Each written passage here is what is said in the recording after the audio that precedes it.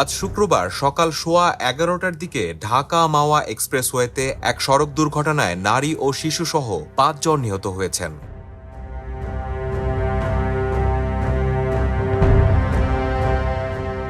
মুন্সিগঞ্জ কোতোয়ালি থানার ভারপ্রাপ্ত কর্মকর্তা মোহাম্মদ ইয়াসিন মুন্সি দ্য ডেইলি স্টারকে দুর্ঘটনায় হতাহতের বিষয়টি নিশ্চিত করেছেন।